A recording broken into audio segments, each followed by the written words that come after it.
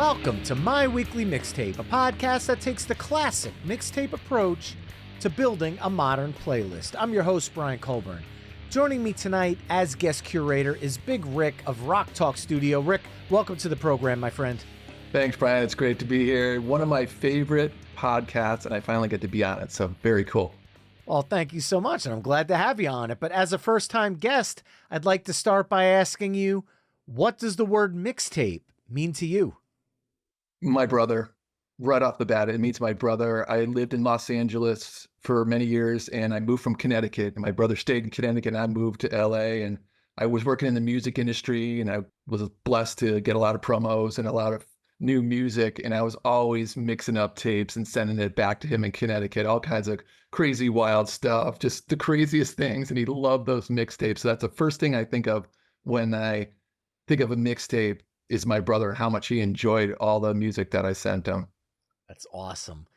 Well, tonight's topic is an interesting one, as it's number one hits of the 1970s. So just like episode 48, which was number one hits of the 80s with Patreon mixtaper Ben Checkness of the Too Vague podcast, and episode 58, number one hits of the 90s with Jamie DeTringo of The Seas, there's no deep cuts tonight.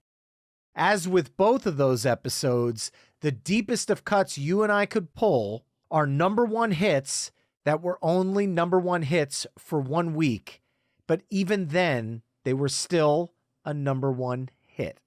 Absolutely. So trivia time. Okay. Something everyone can use if it ever pops up on Jeopardy. Rick, do you care to wager a guess as to how many songs reached number one throughout the 1970s? I'm going 102. Well, the answer is 253, wow, which is much more than both the 80s and 90s decades. Wow. Where as you went into the 80s and 90s, songs started staying number one for longer and longer stretches of time. Right. So tonight, you and I are tasked with whittling down 253 songs to 20. How did you go about choosing what songs you're bringing to the table tonight? Rock and roll, baby. It's all rock and roll. It's where I start. That's what my show is about. You know, I review rock and roll books and documentaries, and I stick to like the 60s through 90s, that, you know, the classic era, that golden era of rock and roll. So I'm hunting rock and roll right off the bat. That's what I'm looking for first. All right. Well, you're speaking my musical language there. I also have a couple of songs in my bank that might be off the beaten path of rock a little bit. Okay. But I don't know which one of us is going to get to Disco Duck first. Let's just see if we get there or not. I'll tell you what, the 70s are an interesting time because of that. You know, there was a lot of the novelty stuff. There's a lot of fluff. There was, you know, rock and roll. There is some, but it's not prominent. It's not like, wow, I was kind of surprised by where's all the rock and roll here. It took me a while to dig through it and find it. Oh, there's a lot of digging definitely involved with that. So let's get down to business. Tonight, as I mentioned at the top of the show, Rick and I are going to curate the ultimate number one hits of the 70s mixtape, and we're going to use that old cassette deck approach. Rick, as my special guest, will begin side A with his first song choice, and then I'll add a song that I feel best follows up that choice. We'll then flip-flop choosing songs until we've mapped out 10 songs for side A. We'll then give our mixtape a proverbial flip, and we'll map out side B, only this time I'll kick things off with Rick choosing second. Our overall goal for the episode is to craft the best number one hits of the 70s mixtape possible through only 20 songs. At the end of the show, you can take our conversation to the next level by visiting the episode page at myweeklymixtape.com to give our final mixtape a listen via the embedded playlist. And if you like what you're hearing on the show, you can help me out by either telling a friend, leaving the show a 5-star review wherever you're tuning in, or becoming a Patreon mixtaper at patreon.com/myweeklymixtape. There you can find ad-free episodes of the show, gain early access to future My Weekly Mixtape episodes, chime in on upcoming topics, become a future guest, and so much more. And a few of the Patreon mixtapers chimed in with the songs they would use to kick things off tonight, and I want to give a quick shout out to a few of those. Brandon from Virginia chimed in with Manfred Mann's cover of Blinded by the Light, saying he knew every word of this when he was 5, which I think is amazing because I'm in my late 40s, and I still don't know exactly what he's saying in that song. Philip Bergman says, if you know me, Brian, you know my answer. December 1963, Oh What a Night by the Four Seasons. Chad Lamas is taking a completely different approach with his song choice, going with One Bad Apple by the Osmonds, as it was number one the week he was born. And Seeker liked that idea so much, he did the same, going with Brown Sugar by, and I quote, some band called the Rolling Stones, as this song was number one on the day he was born. Tom Hutchison chimed in with the disco version of the Star Wars theme and Cantina Band, just because he was on a mission to make this episode weird. And Sean Goff chimed in with Heart of Glass by Blondie, saying this would be a fun song to kick the mixtape off with, as you can go in several different directions of new wave, punk, or disco coming out of it. So once again, if you'd like to chime in for future My Weekly Mixtape episodes, come join the fellow mixtapers at patreon.com/My Weekly Mixtape. Now, Rick, with those picks out in the atmosphere, I'm officially pressing the record button on our mixtape and passing the mic to you. What song are you kicking off the ultimate number one hits of the 70s playlist with? All right. Well, I'm going to go with one of your Patreon's picks. And I think we talked about this a little bit. It's like, okay, are we going to go weird with this mixtape, or are we going to, stick more to what we're talking about? And I think that's more of the rock and roll. So it's Brown Sugar. It's the Rolling Stones. It is the ultimate rock and roll band, given one of its all-time classic hits. Had to start with Brown Sugar. And it's got Mick Taylor on guitar when he was in the band there too. So that's a little extra added bonus for me. I'm not going to lie. I love the Mick Taylor era of the Rolling Stones. From 1971, Sticky Fingers, the song spent 2 weeks at number one. In 2010, Rolling Stone ranked this number 495 on its list of 500 greatest songs of all time, and number 5 on their list of 100 greatest guitar songs of all time. Now, in the same year as Sticky Fingers, Little Richard released a cover of this on his The King of Rock and Roll album. Nice. That was back in the 70s when artists would cover songs that were just hitting the charts. You don't see much of that anymore, but back in the 70s, this was something that actually happened several times in just the songs that I have in my bank alone. Right. And once again, I want to give a shout out to Patreon mixtaper Seeker, who also chimed in with this one. Nice. And I bet you the Stones like that. I mean, Little Richard was such a big part of who they were, and they loved Little Richard so much. I bet you that was pretty cool to know that he was doing Brown Sugar. Considering the influence he probably had on the Rolling Stones, I'm sure it's both a blessing, a hat tip, a compliment, all those things rolled into one great musical package, as only Little Richard could do. Yeah. And I think I'm going to follow this up with a song that, well, it's going to check off both the number one hits of the 1970s playlist, as well as the I've Got a Fever and the Only Prescription is More Cowbell playlist. And I am going to go with Grand Funk's We're an American Band, the title track from their 1973 album of the same name. Once again, spent only 1 week at number one, but it also ranks number 99 on VH1's list of the 100 greatest hard rock songs. And this song has been covered by everyone from Poison to Rob Zombie to the Village People. And what I find most interesting about this song, it's one of the small batch of Grand Funk tunes that wasn't sung by Mark Farner, as Don Brewer sang the lead vocals on this one. So following up Brown Sugar, let's get that cowbell going with Grand Funk and We're an American Band. Yeah, that's a good one. And it's got one of the best intros too. That's a great rock and roll jam right there in the beginning of that song. I don't know why. I just saw video of it the other day. So that's interesting that you chose it, but I just realized, man, that intro is a great jam. That's a really great tune. Well, we've got Brown Sugar by the Rolling Stones and We're an American Band by Grand Funk. Where do we go from here? Well, I told you I'm bringing the big rock and roll guns out. So if I'm going Rolling Stones, I've got to follow up with the Beatles, right? So I'm going John Lennon, Whatever Gets You Through the Night. Nice. Yeah, and it was Lennon's only number one single, which was interesting. And do you know the Elton John story behind this one? Yep. In the studio with Elton John, Elton says, hey, this is a number one hit. John's like, no way. He goes, okay, if it is a number one hit, you come play live with me. The thing goes #1, and Lennon comes and plays with them at Madison Square Garden. And that version is really awesome too, by the way. Yeah, it is. It is. Yeah, whatever gets you through the night. That's a great tune.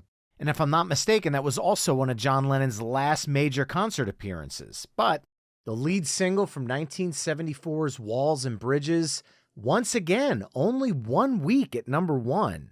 And the fact that this is Lennon's only #1 single, like you mentioned, I think that's an astonishing fact. I think that's something that people overlook. And I bet you if you asked any average music fan which song was John Lennon's only #1 hit, pretty safe to guess that 9 out of 10 people are going to get it wrong.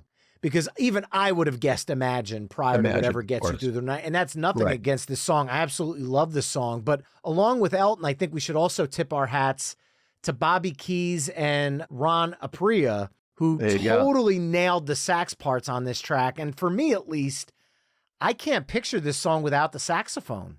Right. And that's interesting. You mentioned Bobby Keys. He played on Brown Sugar also. Yeah, these session musicians really made the rounds, making it with, and I have some songs in my bank that also involve session musicians that we're probably going to talk about at some point here. He was a great session player. He played on a lot of great tracks, especially with the Stones. Oh, yeah. Oh, yeah. But what I'm going to do now for track 4 is slow it down a little bit. All right. And I'm going to go with the third song in a row that only spent 1 week at #1. And I'm also going to go with an artist who, like John Lennon, it's his only #1 song, at least in the US. And I'm going to go with Neil Young from 1972's Harvest, his only #1 hit in the US, Heart of Gold. It also hit the #1 spot in his home country of Canada, the Great White North as well. In 2021, Rolling Stone ranked it number 259 on their list of the 500 greatest songs of all time, featuring backup vocals from James Taylor and Linda Ronstadt. I mean, think about that. These are people that have their own roster of hits up and down the charts, and they're just backing up Neil Young on this song.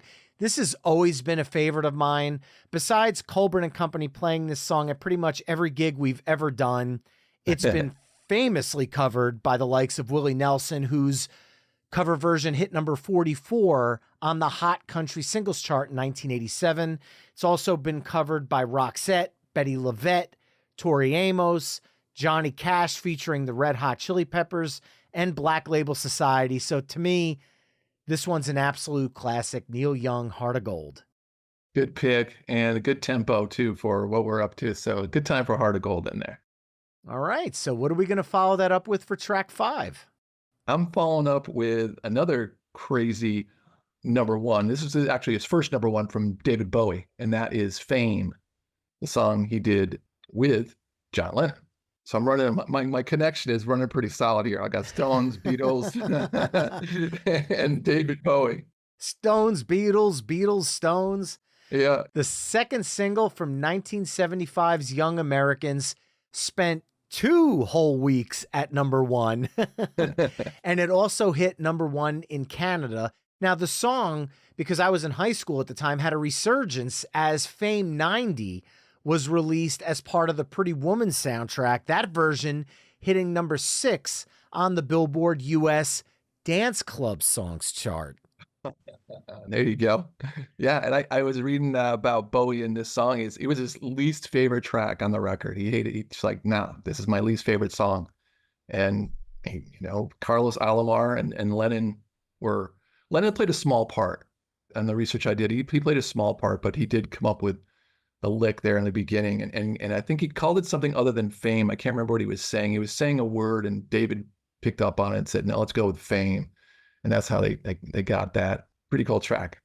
Oh, it's a great track. And I don't think you get to like David Bowie and Trent Reznor's I'm Afraid of Americans without what he did on Fame. I feel like that vibe is what kind of took you through into the 90s, where David Bowie was still seen as a prominent artist because that sound was around on this song originally. Yeah, very cool. Well, you've got this Stones, Beatles, Stones thing going. I'm going to connect to one of my earlier songs, as this person I just mentioned was singing backup vocals on Heart of Gold, but I'm going to bring her to the front of the stage for this one. And we're going to go with Linda Ronstadt's You're No Good from 1974's Heart Like a Wheel. Once again, though, we're back to spending only 1 week at number one. So a deep, deep pick here. Written by Clint Ballard Jr. and first performed in 1963 by Dee Dee Warwick. It was also a hit for the Swingin' Blue Jeans in 1964 before Linda made the song, at least in my humble opinion, her own.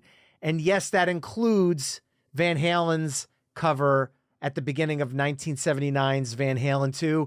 I love that version, but Linda Ronstadt's is just on another level. And it's because of this cover song that the majority of her hits throughout the rest of the decade would be cover songs. Think Blue Bayou, Tumblin' Dice. It all started with You're No Good. Wow, that's great. That's such a great tune. That's a great trivia too, back to like all those weird people who did the song. And I never knew that. I knew it was a cover, but I didn't know it was that deep in lore. And she's so good and such a great rock and roll female force. That's a great tune. All right. Well, we are now up to track 7. So where are we going to go from here? All right. So I'm gambling on this one. This has got to be longer than 1 week on the charts for this one. And I'm going to follow up Linda Ronstadt with my favorite female vocalist in rock and roll of all time. And that's Stevie Nicks. And the song is Dreams with Fleetwood Mac. And so tell me, did it stay on the charts more than 1 week? It did not. 1 week at number one. I would have put all in on that, man. I would have put it all in. Really, it did not. Because, you know, Fleetwood Mac, if you look at the 70s, you would say that's one of the bands that own the 70s. Mm-hmm. Maybe the Eagles too, or, you know, making huge hits. But, you know, Rumors was so big. So I'm really surprised that Dreams wasn't more than 1 week as a number one hit in the United States. Crazy. Agreed. And my mom has told me over the years that my love of music comes from the Rumors album, because when she was pregnant with me, every single night she would put headphones on and listen to this album. So it's all a Stevie's fault. She hypnotized me in the womb, and I've been a sucker for music ever since. The song ranked number 9 on Rolling Stone's 2021 list of the 500 greatest songs of all time. I love my cover songs, and the Coors version, which was originally on the Legacy, a tribute to Fleetwood Mac's Rumors, actually had a dance remix by Oliver Lieber. And that became a top 10 hit for the Coors in Canada, the UK, Iceland, Hungary, and Scotland in the 90s. That's awesome. So between the hypnotic drum loop, and yes, that's a drum loop in the song, and Lindsey Buckingham's ability to turn 3 chords into various segments of this song while keeping that continuous drum beat loop really speaks to all the members of Fleetwood Mac's talent, because every section of Dreams feels different, but yet they're all the same. Yeah. And obviously in 2020, the song had a viral resurgence because of that TikTok moment when the guy went skating around listening to the song while drinking Ocean Spray cranberry juice. That made the song re-enter the charts and also hit the charts on Spotify and Apple Music some 40 plus years later. So that's great. Love the track. Yeah. All-time classic. Absolutely an all-time classic. And I'm going to follow it up with a song that, again, spent 1 week at number 1. Gotta break this record somewhere in. And I'm going to go off of their 1974 album, Not Fragile, and we are going to go with Bachman Turner Overdrive's You Ain't Seen Nothing Yet. Written by Randy Bachman, the song was also a number 1 hit in Canada, Germany, Denmark, and South Africa, and became the band's only major hit in the UK, where it reached number 2 on the UK singles charts, which came to the surprise of Randy Bachman because he wrote this song as a joke and never intended it to be a single. It was when radio stations across the country started giving it airplay that Bachman actually decided to wave the white flag and release it as a single, because he initially refused.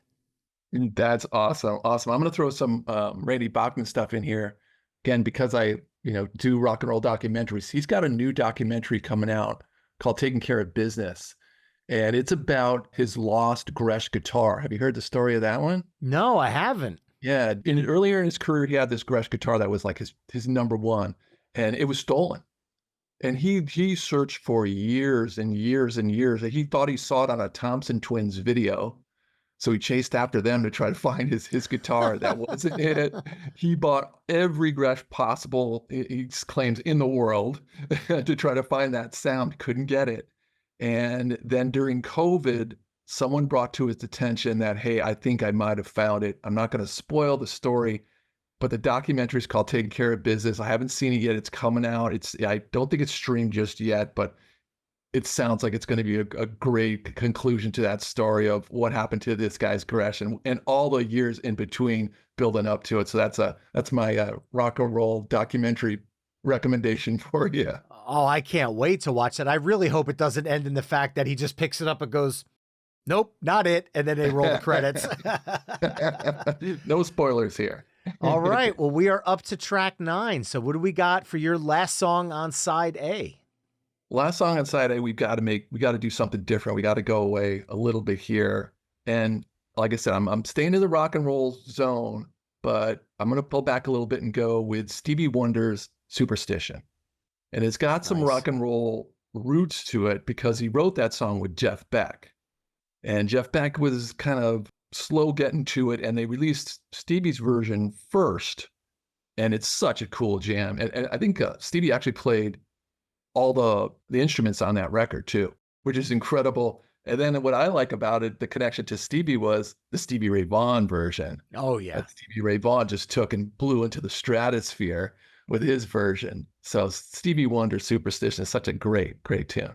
And then Beck also did the song with Beck Bogert and a piece. Yes. You had Widespread Panic with the Dirty Dozen Brass Band and George Michael. Like, everyone's covered this song because it's a freaking anthem from 1972's Talking Book.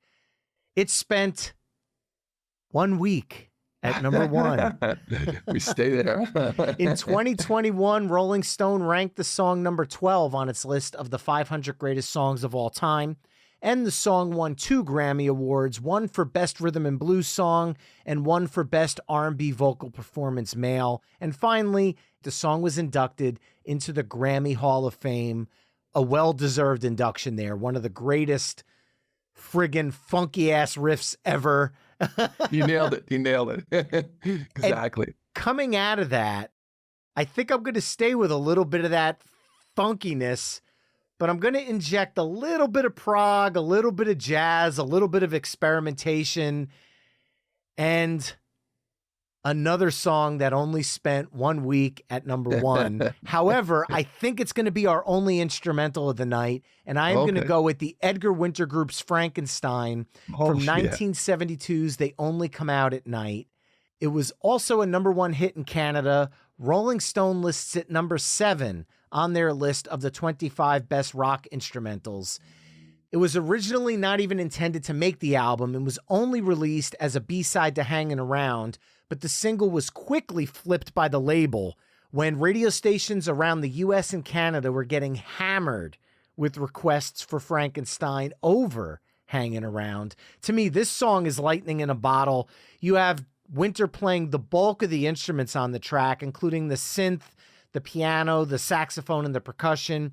You have Rick Derringer, who did Rock and Roll Hoochie Coo, working production on this track, with some guy named Ronnie Montrose on guitar. You might have heard of him.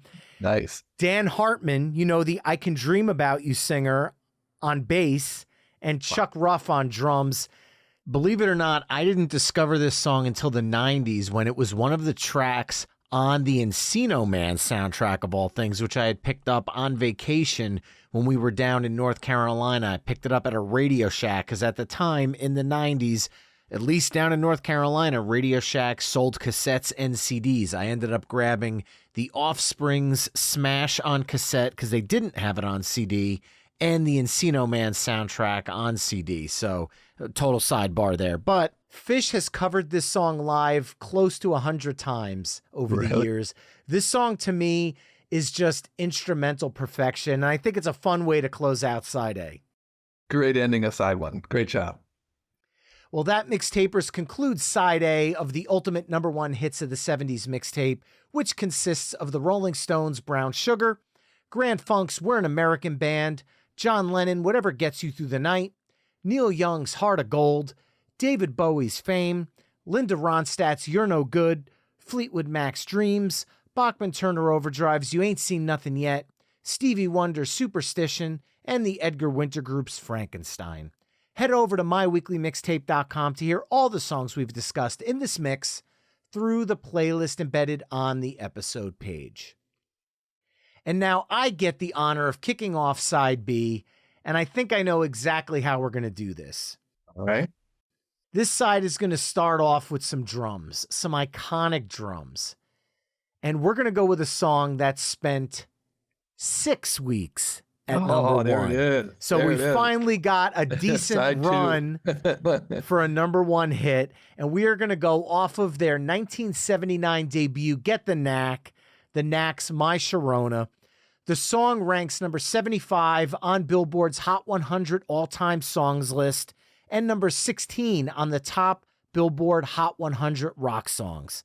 To further put into perspective the legacy of My Sharona, during the making of Michael Jackson's Thriller, the now late Quincy Jones, rest in peace, wanted the album to have a rock and roll inspired song in the vein of My Sharona. With that advice, Michael Jackson wrote Beat It. Oh, that is so cool. And there's also that little parody by Weird Al Yankovic called My Bologna. And I guess since I mentioned Beat It, you also should mention Eat It, because you got to include Weird Al's parody wherever you can, at least in my world, you have to. And finally, let's not forget the resurgence that My Sharona had in the 90s as a result of the Reality Bites soundtrack. So a hit in both the 70s and the 90s, and to me, a timeless classic to kick off side B. Absolutely. And it's pretty crazy. There's 6 weeks on the charts. You know, you're going up against Dreams and Brown Sugar and Superstition, all these huge monster hits. But I think My Sharona, I think you mentioned this earlier, is 79. It was in 79, yes. So I think you start seeing a little bit more longevity of charts as we got into the 80s, I think you mentioned. So maybe that played a part? I don't know. There's not a lot of songs that had lengthy runs during the 70s, which is a shame because every song we've talked about so far, you would think, including My Sharona, there's only been 3 that have had a longer than 1 week run, which is completely shocking to me. Yeah, it is. It is. So I'm going to follow that up with another one that's kind of shocking. I don't know how many weeks it's been on the charts, and I thought when we were doing this, I'm like, all right, so I've got side 1. Now what do I need to do to side 2? So this is going to be my kickoff to side 2. But it goes back to the Rolling Stones, my favorite Rolling Stones album, Some Girls, and the song is Miss You. Nice. Yeah. What a great tune. Kind of took them in a different kind of direction. They had that New York City vibe going on for the Miss You song and the Some Girls record. It was a little bit different, had a little, dancey disco flair. Mick was hanging out in the discos a little bit there in New York, but such a great tune, timeless Stones tune. Couldn't agree more. And depending on who you ask in the band, the song is or isn't a disco tune because Mick Jagger and Ronnie Woods insisted it wasn't written that way, but Keith Richards said it was calculated to be a disco tune. So Keith and Mick were not there, different of opinions. That's hard to believe. I'm shocked. I'm flabbergasted by that notion. Right. I don't think it's disco. Do you think it's disco? Would you call it disco? I'd say there's a disco influence to the Rolling Stones sound. Right. I don't see Mick up there doing the Saturday Night Fever, John Travolta, arm in the air dance to this, but you definitely want to get up and kind of shake your groove thing to this song. There's definitely a dance vibe to it. Oh yeah, there's a great groove in this one. But it's still Stones. It's still a rock song at the end of the day. Definitely. And it's a rock song that spent 1 week at number 1 and also hit number 1 in Canada, as was a top 10 hit in Australia, the UK, Sweden, Ireland, the Netherlands, and New Zealand. In 2010, Rolling Stone magazine ranked Miss You as number 498 on its list of the 500 greatest songs of all time. So coming out of that, we've talked disco. Do I rip the Band-Aid and throw in Disco Duck here just for the hell of it? It was Rick Dees, wasn't it? Rick Dees and his cast DJ? of idiots. I had the 45 Wow. as a kid. Wow. How did I remember that? Yeah, we're from the same time period, and that thing was just like, what? We certainly are. And I am not going to go with Disco Duck as much as I love that song. People that know me as a kid, I took that 45 everywhere. I thought it was friggin' brilliant. But I am going to go with something that is disco, but also I'm going to fully admit kind of rocks. And I'm going to go with the Bee Gees, Staying Alive from 1977 Saturday Night Fever soundtrack, lasting 4 weeks at number 1. So another quote unquote massive hit. In 2021, Rolling Stone ranked the song number 99 on its list of 500 greatest songs of all time. It made Time Magazine's list of all-time 100 songs and is included in the Rock and Roll Hall of Fame's 500 songs that shaped rock and roll. In the 90s, again, back to my high school days, Trance covered the song as a dance version, and that version hit number 1 in Australia, Canada, Scotland, and the UK, as well as becoming a top 10 hit in countries all over the world. However, my favorite cover of Staying Alive is Ozzy Osbourne and Dweezil Zappa's rock version that you can find on Ozzy's Prince of Darkness box set. I told you the Nice. song rocks, and if Ozzy blessed it, it belongs in this list. Nice. There you go. That's a good pick. So here comes another connection to my rock and roll people, but it's not as big as the Bee Gees. It's not as big as the Stones, but this guy was around them, and it's Billy Preston's Funky Nothing for Nothing. Nice. A 1974 great get down tune from Billy Preston on the keyboards there. And one of the cool things I really liked about this song was this was the first performance on Saturday Night Live. Yes. Yes. Isn't that crazy? I would never have thought that. The first performance was Billy Preston. That's really cool. Yeah, we're dropping trivia left and right on this episode, so you could use this for your Jeopardy studies, I guess. But from 1974's The Kids and Me, Nothing from Nothing spent 1 week at number 1. It also charted in Canada, where it hit number 5, and Australia, where it hit 60.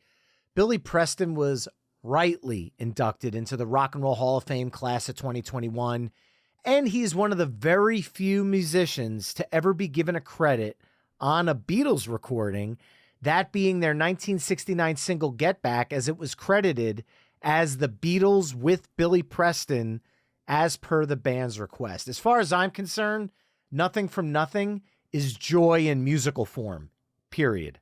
Absolutely. Yeah. Beautiful, beautiful tune. And that Get Back documentary, have you seen it, the Beatles Get Back documentary? Yes, yes. It's so great when he comes into the room and they just light up. And then when he starts playing with them, it just creates this different magic within the four of those guys. That was really cool. You used the perfect word. He created magic with them. He really did. And what I'm going to do is tap into some of that magic, that funky vibe that you brought. And I'm going to go with a song that came out in 1972 and spent a staggering 1 week at number 1. Written by Norman Whitfield and Barrett Strong for Motown, this song was originally recorded by The Undisputed Truth. However, it was the Temptations that took Papa Was a Rolling Stone to the top of the charts. It was also a top 10 hit in the Netherlands, South Africa, and New Zealand, and was a top 20 hit in Canada, the UK, and Germany. Then, again, my cover versions, I'm sorry, in 1990, Was Not Was released a cover that charted in the US, Canada, Australia, the UK, and Austria, among several other countries. And over the last few years, we've gotten some killer versions of this song from both the Black Crowes on their 1972 EP and Slash featuring Demi Lovato, of all people, on his Orgy of the Damned album. That entire Slash Orgy of the Damned album is a cover song's delight, but Yes. he brought the rock to Papa Was a Rolling Stone, and Papa Was a Rolling Stone is a funk R&B flavored tune, but make no mistake, the Temptations rock this one as well. Yeah. Very good choice there, especially coming off of the Billy Preston tune. So I'm going to double down on that and stay with the master, kind of the father of that funk R&B sound stuff. And that was Sly and the Family Stones. Thank You for Letting Me be myself again. I'm not going to try to say it in that weird way they spelt it out. Even his memoir was that. That was the title of it, all spelt out crazy. But that was just a get down tune. And Sly had so many of those great tunes from that time where he was in the zone there for a while. It just kept just one after another of those really good, funky rock, R&B, soul smashes. Oh, his greatest hit CD is A Party. You just put that in and you've got the party set. And I'm not going to lie, I love the Mondegreen spelling of the song title. This was before Korn and Limp Bizkit made it a thing in the 90s. Sly and the Family Stone invented it in the 70s. It was a double A-side, including Everybody is a Star, that was released in December of 1969. So this was actually a song that was recorded and released in the 60s, but didn't hit that number one spot until February of 1970, where it stayed for a staggering 2 weeks at number one. 2 weeks this time. Wow, that's a great trivia. In the 60s, but it hit in the 70s, so it snuck in there. Yes, and it was the fourth number one hit of the entire decade, following B.J. Thomas's Raindrops Keep Falling on My Head, the Jackson 5's I Want You Back, and Shocking Blues' Venus. Don't know that one. You probably know, if you remember, Bananarama's Venus in the 80s. This was the original of that. Okay. Now, Sly and the Family Stone's Thank You was ranked number 410 on Rolling Stone's 500 Greatest Songs of All Time. And while it's not a cover per se, Janet Jackson's Rhythm Nation from the 1989 album of the same name includes a really cool sample from this song. Yeah. He talked about someone who was sampled a lot. He was sampled a lot. Why not? I mean, it's just screaming, sample me, really. Exactly. Well, to follow that up, I'm going to stay funky, but I'm going to bring us a little bit out of the R&B realm and back into rock and maybe even a little bit of folk, as this song was another double A-side single like Sly and the Family Stone, but it happened in 1971, and it was a double A-side with the single It's Too Late. And I'm going to go with Carole King's I Feel the Earth Move. Number one for 5 consecutive weeks, so another long-running song here. It also reached number 6 in both the UK and Australia, and together with It's Too Late, I Feel the Earth Move was number 213 on the RIAA's 365 Songs of the Century. Now, there is some controversy surrounding this song because It's Too Late technically received more airplay in comparison. But coming out of Sly and the Family Stone, I feel like it was too much of a pivot to go with It's Too Late. Right. But the vibe of I Feel the Earth Move, I think brings you out of that little run of R&B and funk in a way where you could go somewhere else with it. And I think people also have a blind spot on this song because in 1989, Martika released a cover of this song. And I think the entire country was still basking in the glow of Toy Soldiers because most people refer to Martika as a one-hit wonder. But her cover of I Feel the Earth Move hit number 25 on the Billboard US Hot 100 and was a top 10 hit in the UK, Australia, Ireland, and New Zealand. Wow.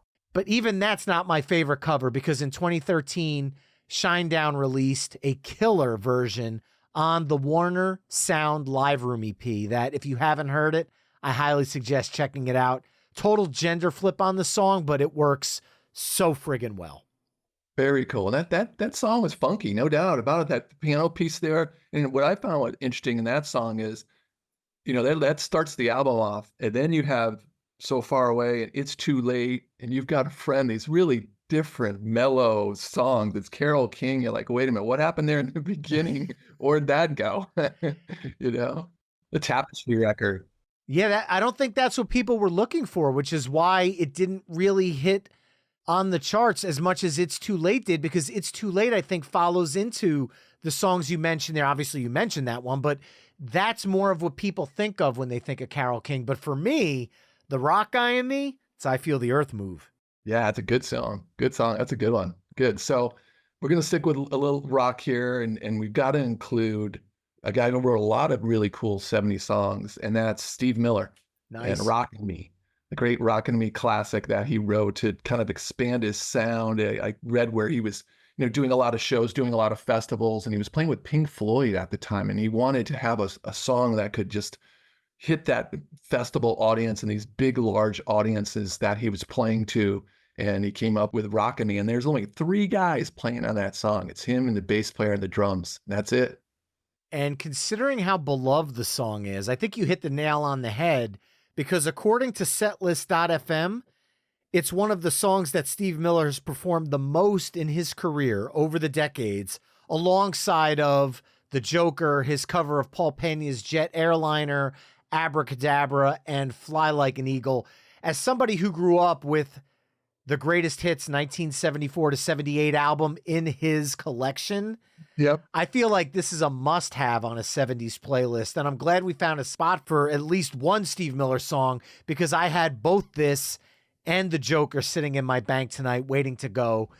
This song spent 1 week on both the US and Canada charts at number 1, and also charted in the UK, the Netherlands, New Zealand, and South Africa. So one of the big ones from Steve Miller Band. I'm so glad we got that into the mix, because I think I would have felt some guilt if we didn't, because I can't tell you how many times we spun 74 to 78. To me, even though it's a greatest hits album, it's one of those ones that transcended the greatest hits album, kind of like the Eagles' greatest hits and the Doobie Brothers' greatest hits.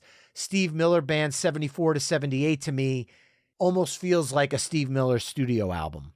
Yeah, it's one of those iconic pieces of the 70s, like we were talking earlier about Rumors, of course, and yeah, that Miller's greatest hits. Everybody from that time's got a copy of that one. Oh, gotcha. And the cassette and the 8-track. I was going to say, and I got the CD as well. So and the CD. I had to have that in the 90s when I was in my car, and I had to have the CDs with me. Right. All right. Well, we're at that point where we each have one song left. And I know we've talked about the Beatles tonight, but we only talked about the Beatles in a solo sense. So I felt it's only fitting as my last song tonight to at least put one Beatles song in the fold for our discussion, that being the title track from 1970's Let It Be, where it spent 2 weeks at number 1. This was the Beatles' final single released before Paul McCartney announced his departure from the band, and in 2004 the song was inducted into the Grammy Hall of Fame, rightfully so. In 2010, Rolling Stone ranked it number 8 on its list of 101 greatest Beatles songs, where Mojo magazine, in a very similar list, ranked it 50, a lot lower. Rolling Stone also ranked Let It Be number 20 on its 500 greatest songs of all time list, and in the throwback to another song we talked about on this side, the late great Billy Preston laying down that Hammond organ on this track, making it work. I mean, again, I can't picture Let It Be without that organ. It's Billy Preston, man. I love the Beatles. I take nothing away from it, but you pull that organ out of the track, and I think you lose a little bit of what made this song so magical and such an iconic part of Beatles history. Big time, big time. And, let's go back to what a mixtape is and how you put them together. And we've been bouncing around and putting things together. So the end of the mixtape, just like the beginning of the mixtape, you've got to end on a grand finale, right? You've got to have that big moment at the end of a mixtape.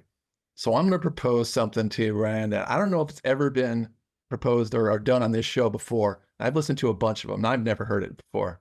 All right, you have my attention. I'm tapping out. Wow. I have no final song. Let It Be is the final song of this mixtape. You cannot beat Let It Be. I had a song in there, but I'm like, you can't really come with any song after Let It Be. Probably one of the greatest finale songs in rock and roll history. Paul, in a concert, Let It Be. Come on, you can't beat that. That's it.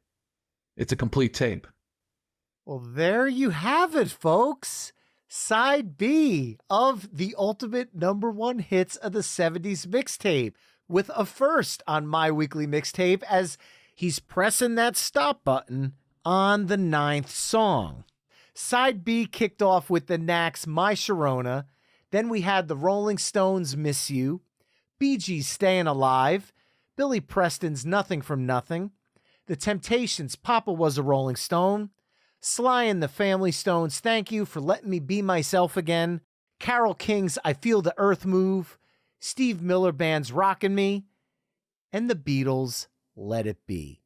Head over to myweeklymixtape.com to hear all the songs we've discussed in this mix through the playlist embedded on the episode page.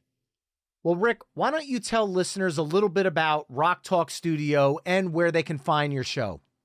Awesome. Rock Talk Studio is a weekly show where I review, preview, and I think most importantly, recommend new rock and roll books and documentaries. So every week I pick a spotlight title and I break it down and kind of give you the insight to give you enough information to say, okay, this is where I want to spend my time and my money. So I'm going to buy this book or I'm going to check out this doc.